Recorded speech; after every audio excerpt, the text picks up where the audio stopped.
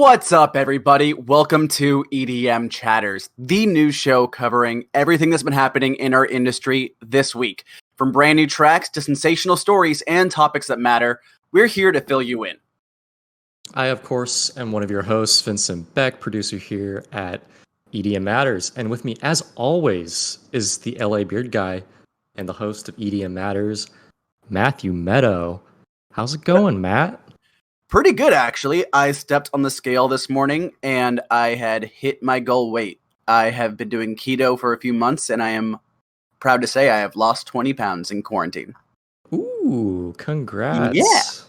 There you go. The bad thing is I was walking around Ralph's yesterday and my pants were actually like sliding off my hips. So now I need to go buy new clothes. That's not like that's like a good thing, but not. It's like a good thing, bad thing.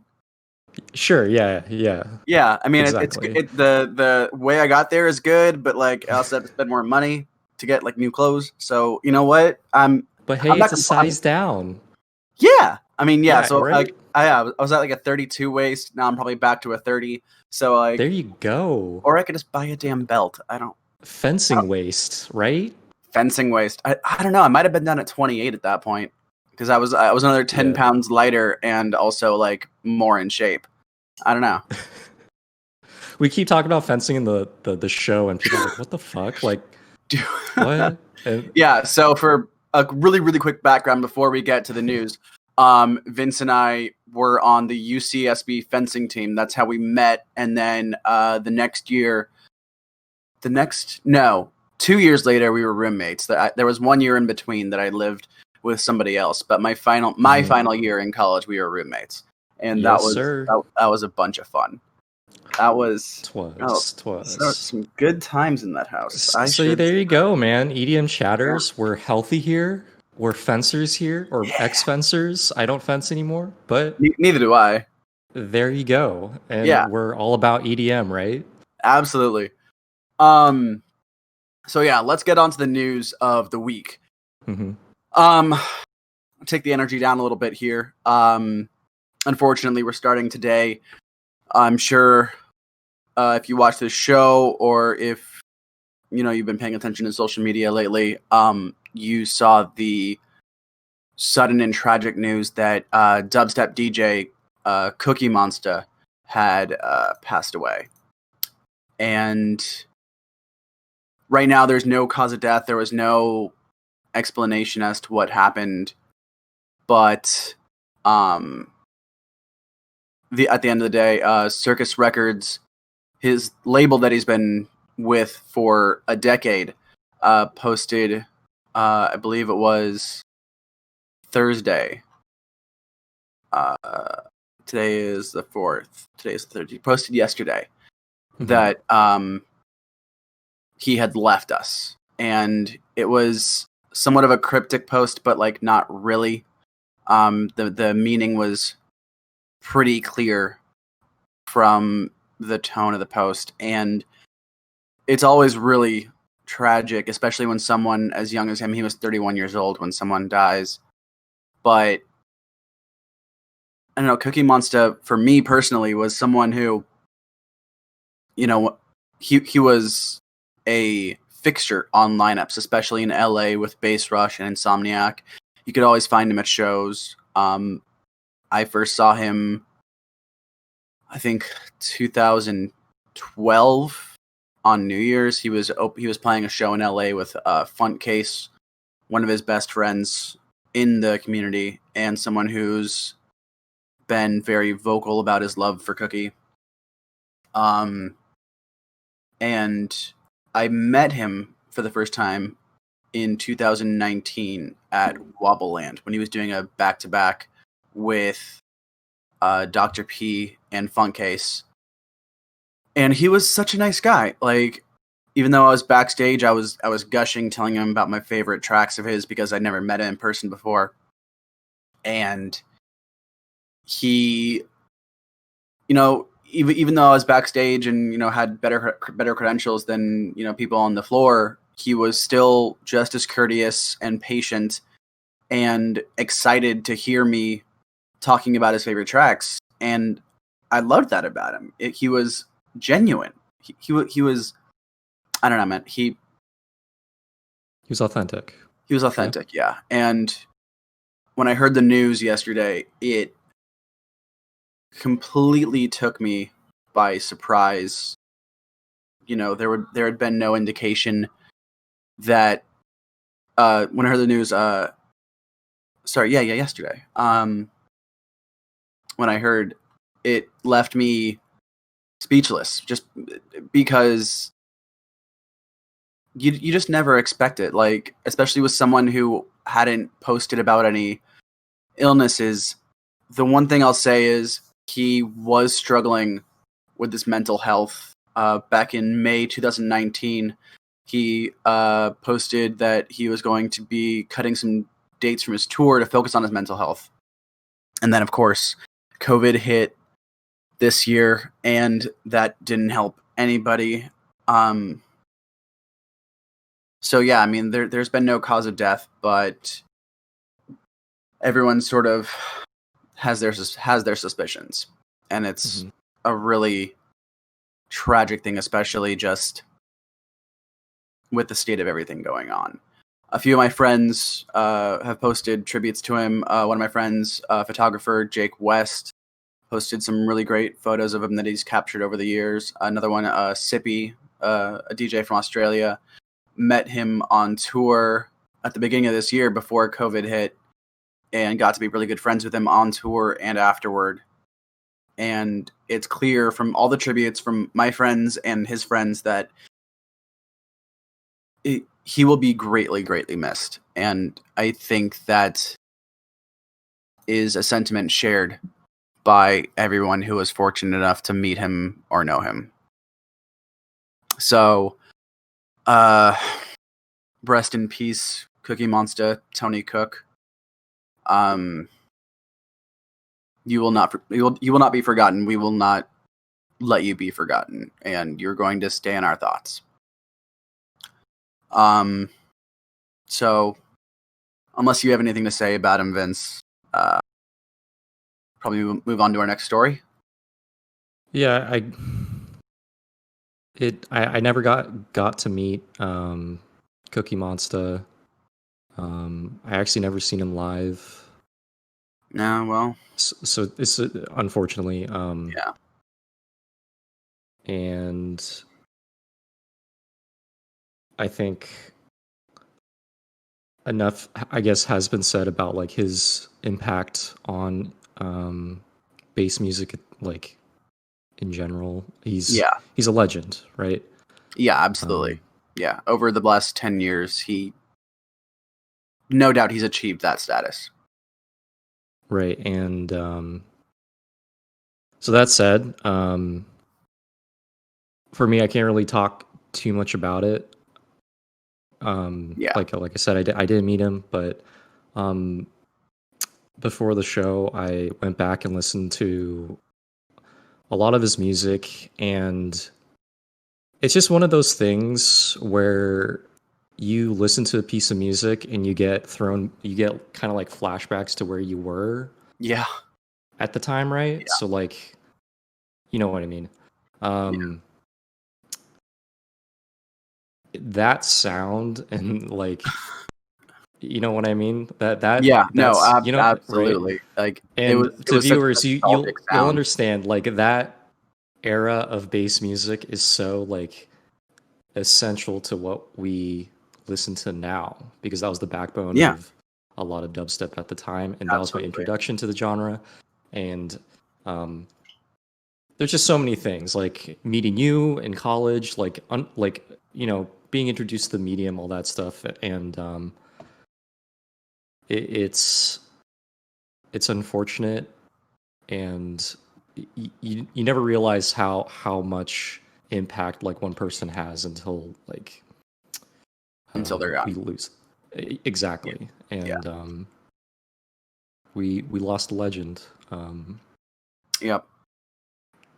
But as much as I'd like to dedicate this whole episode to his memory, we still have other news to cover. Yeah. So we love you, Tony. I hope you're in a better place. But moving on, Major Lazer finally revealed their 4th album, Music is the Weapon. And this is one we've been anticipating, waiting for a few years now. Their last album, Pieces of the Mission, was dropped in 2015, and they've done some stuff in between here and there. But this album has been rumored since 2018, and it's finally coming out in 20 days. Well, at least 20 days from today. It's coming out October 23rd. And this actually could be Major Lazer's final album, unless Diplo has changed his mind. Back in 2018, in an interview with Complex, Diplo said, "Next year, meaning 2019, marks our last album." So we got a lot of stuff in between now and then. So obviously, it didn't come out last year, and obviously COVID has happened this year, and Diplo has been doing a bunch of other stuff with his Thomas Wesley project, and he's been doing some ambient stuff on the side. So that might have changed, but there is still the chance that this could be the final Major Lazer album. And I don't know if I'm happy. I'm definitely not happy about that, but I can't say I'm a big Major Lazer fan. I don't know about you, Vince, but like I've never been like jonesing for something to listen to and been like, I want to listen to some Major Lazer. Mm-hmm. How about maybe like 5 years ago? Maybe 5 years ago, yeah, when their last album came out. And maybe when this album comes out, I'm going to be like, I am on that Major Lazer kick again. Right. But for the time being, I'm looking forward to the album. I'm not going crazy about it. Mm-hmm. But, yeah, I mean, I would welcome it, for sure. I didn't know Diplo was still with Major Lazer. I remember hearing he was going to leave, but Was that Major Lazer? Or I know Jillionaire left. Right. I don't know if Major Lazer. Sure. I don't know if Diplo is one who's going to leave. But so far, the singles that we suspect could be on it are "Oh My God" with Nicki Minaj and Camo, and what's that other one? "Lay Your Head on Me" with Marcus Mumford from Mumford and Sons. So that could be pretty cool. Wow. Yeah. Mm-hmm. So those were some of the last singles that they released. It's got another one with MC Lan, Anita, and Beam called Rave de Favela, which could be on it. I don't think it will be because it doesn't really match the aesthetic of the track art that they've been putting out, but there's no track list yet. So, you know, with 20 days left to go, there's going to be some more info coming out about it soon. So keep that in mind. Could be Major Lazer's last album, but they do have an album coming October 23rd, Music is the Weapon. Oh, and one last thing. They've also announced a bunch of drive-in shows to go along with it. So they're doing shows. Let me get the locations, if this will pull up. I know they're doing like 4 shows. They got one in Southern California, in Riverside. And let's see here. The rest of them... Yeah. So they got one in... Do you know where Burlingame is in California? Burlingame? Burlingame. I've never even heard of that. I mean, just out of curiosity. Idea, man. We got a little bit of time. We're ahead of schedule. So let's see where the hell this is. Burlingame is just south of San Francisco. Oh, it's right by San Mateo. Interesting. Okay. Huh. All right. Fair enough. So they're doing one there. They got one in Houston, one in Fort Worth. They got one in Columbus, Atlanta, and Charlotte, North Carolina. So that's going to be the 23rd to the 31st of this month, beginning the day that the album drops. So if you want to buy tickets to that, go to Major Lazer socials. They'll have tickets available. They went on sale this past Friday.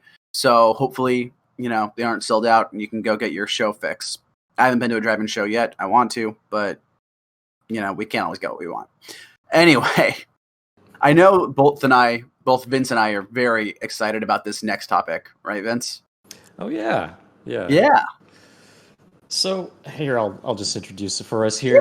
So Skrillex and Tiesto's music is being featured in Call of Duty Warzone as car horns, and I just want to Yes. say I kind of called it this Did little you? like Well, in a previous episode, we saw that uh, I think someone's music was being featured as like an in-game like soundtrack or like a in-vehicle soundtrack. I think I vaguely remember I that. forgot Yeah. who. Yeah. So Oh, were we talking about Rocket League and Monster Cat? yeah. Okay. Okay. Oh, okay. It was that, and then now here we are, Warzone. Yeah. Here we go. Exactly. Yeah. But yeah, so I actually made a little mistake in the script for this episode. So they're not technically car horns; they're war tracks. So the car horn is something completely separate. The war track is when you get into the vehicle, it just automatically plays. So Right. I was in a game the other day, and one of my friends had like this really metal song playing in a chopper, and just like going on our way to kill someone with Going the metal, ham. just like I am fucking ready. Yeah, And it's just like Megadeth, just blasting while yeah, you're rolling literally. around. Yeah. So the music in this one, we got Bangarang and Scary Monsters and Nice Sprites from Skrillex and Party Time from Tiesto.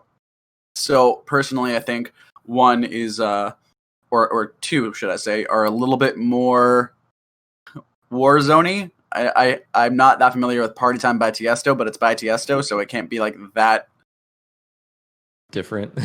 I mean, I was gonna say different. I meant like tied to war. Sure. I don't know. Yeah, let's go with that. Yeah, but Bangarang and Scary Monsters. That's some of that. Yeah. Dorito Mountain Dew esports shit. Exactly. It's something they know and expect. Love. Yeah. But you need to buy the battle pass to get it. It's on tier 63, so you got to grind a little bit unless you're playing every single night. Unless you have a lot of money and just want to skip every. Or there's that too. If you just want to skip right to it, that is completely your prerogative.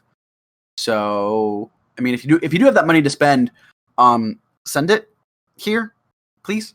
Send it over to our PO box. I can simp. I can simp. Oh my god. I can simp. Please. Oh, the memes. Just money. This whole show's a meme. Money. But yeah, I'll definitely be grinding this shit out because I want Bangarang. I want that. I want it too. I haven't played it in a couple days because I've been playing Hades on Switch and really loving it. Okay, this isn't a video game topic or podcast, but like why is everyone so hot on Hades right now? It came out in beta like months ago. Oh, did it? I just heard about it. Yeah, I don't get it.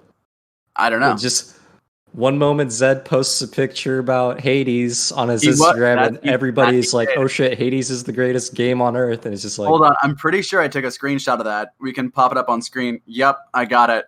Yeah. Zed playing Hades. Yeah, I got that. We'll put it up on screen. But trends, dude, just trends. I mean, it's like it's now the Among Us of like Twitch or something, where it was for like a week. But, wait, is Hades popular on Twitch now? It was like 2 weeks ago, but then everyone kept playing Among Us because apparently that game's good. I don't know. I haven't played it. If you can get 9 friends with you to play along, I mean, more power to you. I heard it's turned the Twitch community toxic. So oh god, I can imagine. I can do without that. I just like shooting people in COD and shit. All right. But speaking of great music, let's move on to new music we're listening to. Yeah. This has actually been a pretty good week for music. You can find all of our weekly picks on our Spotify weekly picks playlist, which is in the description below. But the one that I really want to highlight this week, and I've already given him so much love in my day job and in DMs and to his manager, but I'm going to talk about it here again because I love it so much. The Rave LP remix of Nightlight by Illenium. Oh my fucking god. So, a little background. Ray posted a bootleg of this track a few weeks ago, maybe a month or two, whenever Nightlight originally came out, and he made a bootleg of it, and it already was absolutely amazing. But it was so good off the cuff, without stems, just bootlegging it, that Illenium responded on Twitter like, "Holy fuck, I'm sending you the stems right now." Which That's so rad. Which Illenium doesn't typically like. He's not usually that emphatic about tracks on Twitter. So for that was immediately a cosign. And now with the second volume of the remix pack, we finally got the final version, and the first drop is great. But the second drop, oh my heart! It's so good. It's so good. Fucking good. Oh my god! It is uplifting. It's melodic. It's beautiful. It's suspenseful. It hits you right in the feels and then slaps you right in the face with bass. It's absolutely like one of my favorite tracks this year, and I've been a fan of Revolpe for a while. But this is definitely one of his best remixes. This is his best remix that I know of, and even one of his best tracks overall. So it's so good, dude. It's so good. It's so good. I think we talked about Nightlight a few weeks ago. We probably did. Yeah, and I was just like a little like, okay, cool, another Illenium track, great. No, I was the same way. Ray Volpe's remix is just like, whoa, and listening to it, I'm just like, oh my god, I want to see this live like right now, dude. Yeah, absolutely. Like I want to be in front of the fucking speakers when this thing goes off. I will gladly give up the hearing in one ear to go see a show right now. Most definitely. That's actually not true. But dude, one quick story. You've already heard this story, but like I've met Ray without knowing it was Ray Volpe. Wait, I don't remember this. Yeah, dude, I've met him like so many different times, like going to shows with you, like going backstage and stuff, and like he'd come to you, and you guys are friends and stuff. I'm like, oh hey, what's up? I'm Vincent. I was Matt's roommate in college, whatever, and I never like connected it until like I don't know. I think we were driving around in LA one day, and you're like, oh yeah, that's Ray Volpe, and I'm like, wait, what? Dude, what, bro? And he's super nice. So he's such a nice guy. In conclusion, watch this remix because he's a nice guy. He's like, yeah. That's I forget that like I introduced you to people and you're like, I just never realized. Like I know, like Virtual Riot was at like Anime Expo. Oh yeah, with his then girlfriend, now wife. Oh wow. Okay. Yeah, I believe they're married. I think they're married. Either that or they're engaged. Either way. Moving on before I can take myself in a hole. So one of my favorite drum and bass artists, Netsky, is releasing an album this month as well, and he just dropped the latest single with Rudimental, which is incredible, called Blend. And it's a fantastic drum and bass track. It sort of draws on Netsky's poppy side, and Rudimental's poppy side was still like a drum and bass, for lack of a better word. It has a really, really great bass guitar line. It's smooth. It has a little bit of funk and jazz in it. And it's got vocals from this guy named Afronaut Zoo, who adds another layer of just complexity and really smooth kind of swagger to the mix. He's actually, I should have looked this up because now I got egg on my face. Afronaut Zoo is the live vocalist for Rudimental, as well as the former lead singer for Damien Lazarus and the Ancient Moons. Well, there you go. Okay. This is a really good track. I was going to ask you, because you're the forefront expert of drum and bass in the entire world, of the whole industry. Okay. King of D&B over here. What kind of drum and bass is this? Like, it's not as I mean, it's not Liquid, it's not Tear Out, it's not Neuro, it's not Jump Up. This is, I mean, if I had to call it anything, it's just drum and bass with like a funk jazz flair. Like, Okay. as far as I know, there isn't a specific term for this kind of drum and bass. But I mean, that's the good thing about the genre is that like once you get the BPM and drum pattern down, you can pretty much play around with it however you want. Right. And it's not like, you know, dubstep where it has to be like so angry and aggressive or melodic, whatever. I guess it is like dubstep where you can kind of like play with the elements a little bit as long as you have that core, you know, quality. You can kind of fuck with it and see what comes out. It's not like a big sounding. I don't know if that's a good term. A big sounding drum bass track that like Pendulum would do. Yeah. This is very like almost minimalistic in a way. Like a little bit, yeah. And strip it back or something. Yeah, and I like that about it though. Yeah, I really enjoy this track, and I also want to see this played live or I mean anything right now. Something. Yeah. But how about this next track on our list? Do you want to talk about that? Yeah, I added this. This is also in our playlist. More Kismet's Beauty is a Facade. Yes. Is an incredible dubstep track in support of body positivity. Which we love. I think most definitely, I think everyone should have this in their playlist. It's in ours. Yeah, More Kismet knocked it out of the park with this one. It's like with their production. It's always this like complex blend of like bassy and crunchy stabs. It's just an incredible blend of like so many different sounds. I don't know, like it's so indescribable when a More Kismet drop happens. You're just like, dude, oh my gosh, like it's complex, it's experimental, it's how are they doing this in Ableton or FL Studio? Like I'll have to figure out what they is.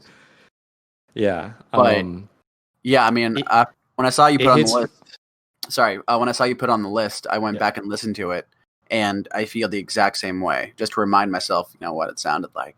And woo, boy, it's super vibey, and then it like hits you in the stomach in a good way, and it's just like, yeah, the glasses came off. Yeah, I'm sweating. I'm wearing a hoodie in 90-degree weather, and I'm doing this for the aesthetic. Give me a break. We're doing it for the bits, but yes, everyone listen to Beauty is a Facade. This is such a great track. Go, add it to go listen to that. But you know, you can check out all these tracks and more in our EDM Matters Spotify Weekly Picks playlist, as I've said. But that does it for EDM Chatters. I really hope you enjoyed our ramblings and maybe learned a thing or two.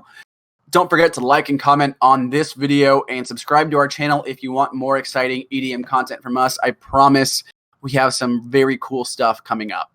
We'll see you in the next one.